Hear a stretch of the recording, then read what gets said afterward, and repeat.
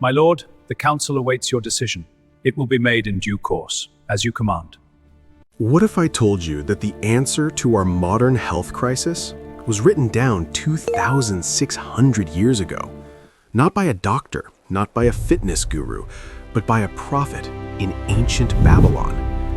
I ignored every modern diet trend and followed this biblical protocol for just 10 days. What happened to my body? Even I couldn't believe it. We're drowning in diet advice. Keto, paleo, carnivore, vegan, low carb, high fat, no fat.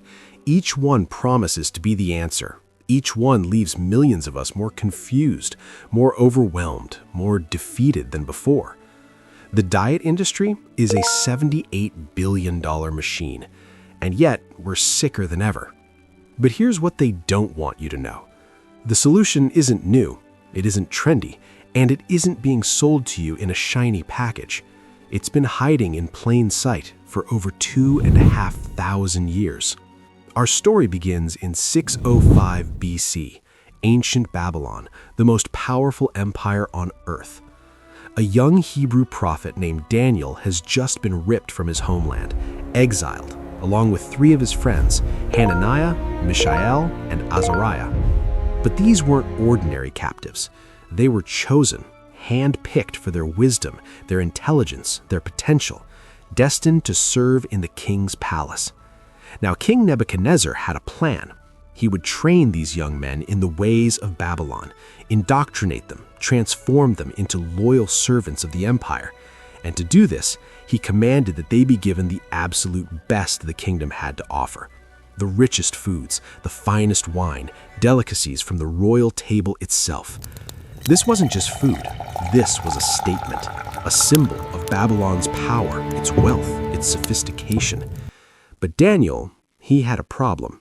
This royal food, however luxurious, went against everything he believed. His dietary laws, his spiritual convictions, his identity. To eat it would be to compromise, to surrender, to become someone he wasn't. So Daniel did something that could have cost him his life. He made a request. He approached the chief official, a man who held Daniel's fate in his hands, and said, "Please test your servants for 10 days. Give us nothing but vegetables to eat and water to drink." Pause for a moment. Do you understand how radical this was? This wasn't a diet plan. This was an act of defiance, of faith, of trust in something greater than the empire's power. The official was terrified. If Daniel and his friends looked weak, malnourished, unfit for service, the king would have his head. But Daniel persisted, and finally, the official agreed. 10 days, vegetables and water, nothing else. No meat, no fish, no chicken, no dairy, no eggs. No refined sugar, no artificial sweeteners. No processed foods, no white bread, no pastries, no packaged snacks. And here's where it got really hard. No caffeine, no alcohol. I kept a detailed journal every day, tracking my energy, my sleep, my mental clarity, my mood, even my cravings. And the first few days, they were brutal. Day 1, I felt fine, almost energized. The novelty carried me through. Day 2, the headache hit, a dull, constant throb. My body screaming for caffeine, for sugar, for the quick hits I'd been feeding it for years. I was irritable, foggy, distracted. My mind kept wandering to my usual morning coffee, the comfort of a late-night snack, the convenience of grabbing something quick and processed. This wasn't just physical withdrawal, this was psychological. Day 3, the cravings were still there, but something was shifting, subtly, almost imperceptibly. My energy wasn't the frantic buzz I was used to. It was stable, steady. There were no midday crashes, no desperate need for a pick-me-up at 3 p.m. And then came day 5. That's when everything changed. I woke up on day 5 and felt different. Not tired, not groggy, not dragging myself out of bed. I felt refreshed, like my body had actually rested. For the first time in years, I slept through the night without waking up, deep, restorative sleep. But it wasn't just the sleep. My mind was clear. Like a fog I didn't even know was there had suddenly lifted. You know that constant mental static, that background noise of distraction, brain fog, low-grade anxiety? Gone. I sat down to work and found myself in a state of deep focus. No distractions, no scrolling, no mental wandering. My mood was stable, even. I wasn't riding the emotional roller coaster I'd grown too accustomed to. And by day 7, 8, 9, I felt like a completely different person. My energy was abundant but calm. My mind was sharp but peaceful. My body felt light but strong. On day 10, I looked in the mirror and barely recognized myself. My skin was clearer. My eyes were brighter. I looked vibrant. But I needed more than just my own experience. I needed science. After the 10 days, I consulted with a medical professional. I outlined everything, my diet, my symptoms, my results, and what the doctor told me, it confirmed everything I'd experienced. Here's what was happening inside my body. First, inflammation was plummeting. Most modern processed foods are loaded with inflammatory oils, refined sugars, and chemical additives. They trigger chronic inflammation, the root cause of most modern diseases. Animal products, while not inherently bad, can also contribute to inflammation when consumed in excess. By eliminating all of that, my body's inflammatory response was shutting down. Second, my blood sugar was stabilizing. No more spikes, no more crashes, no more hangry moments. The whole grains, fruits, and vegetables I was eating released energy slowly, steadily. My body wasn't on a glucose roller coaster anymore. And stable blood sugar means stable everything: energy, mood, mental clarity. And finally, my gut was transforming. Here's something most people don't understand. Your gut is your second brain. The trillions of bacteria living in your digestive system produce neurotransmitters, serotonin, dopamine, GABA. They regulate inflammation. They influence your mood, your anxiety, your cognitive function. The Daniel diet is a feast for your gut microbiome. All that fiber, all those plant nutrients, it's exactly what those bacteria need to thrive. And when your gut is healthy, your brain is healthy. The doctor told me that my improvements in mood and mental clarity were almost certainly linked to my rapidly improving gut environment. And finally, my stress hormones were dropping. Chronic stress, inflammation, poor sleep, they all elevate cortisol. But by eating nutrient-dense, anti-inflammatory foods, by sleeping deeply, by removing caffeine, my body was able to down-regulate its stress response. I was calmer, more resilient, more centered.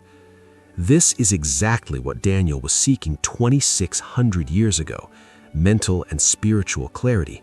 And modern science is now proving he was right. The doctor said something that stuck with me. Daniel lived in a different era, but the principles, they're timeless. His diet was a radical act, a choice to embrace purity and simplicity over the complex, engineered, seductive options of his day. Our modern world offers a different kind of royal food. Highly palatable, perfectly engineered, scientifically designed to override our natural signals of hunger and fullness. Food that works against our health. The Daniel diet? It's a counter-protocol, a reset. So, did I look healthier and better nourished than those eating the modern equivalent of the king's food? Absolutely. But here's what I want you to understand. This isn't just about weight loss, though many people do lose weight. It isn't just about physical health, though the physical changes are undeniable. This is about clarity. It's about reconnecting with how your body was designed to be fueled. It's about breaking free from the engineered foods that have hijacked your taste buds, your cravings, your brain chemistry. It's a spiritual discipline that yields profound physical and mental benefits. And here's what surprised me most. The Daniel diet didn't feel restrictive, it felt liberating. Because once you get past those first few days, once your body recalibrates, you realize how much power you've given to processed foods, how much they've controlled you. And when you take that power back, everything changes. If you're thinking about trying this, here are my 3 essential tips. 1. Preparation is everything. Plan your meals. Shop for fresh ingredients. Prep in advance. Don't wing it. If you're unprepared, you will fall back into old habits. 2. Focus on abundance, not restriction. Don't obsess over what you can't have. Explore the incredible variety of fruits, vegetables, grains, legumes, nuts, and seeds you can enjoy. This isn't deprivation, it's discovery. 3. Listen to your body. Expect detox symptoms, headaches, cravings, irritability. Push through, but also be mindful.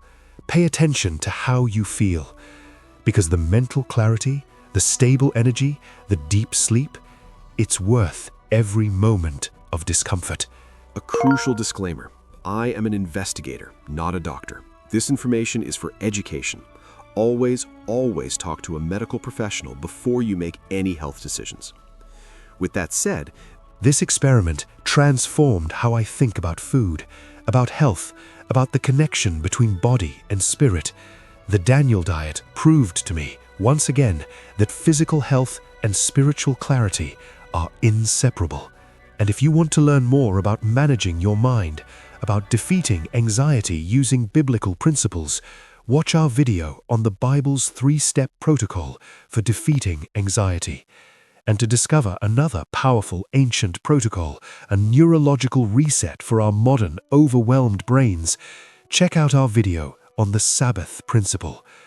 The answers to our modern health crisis, they've been waiting for us in ancient Babylon.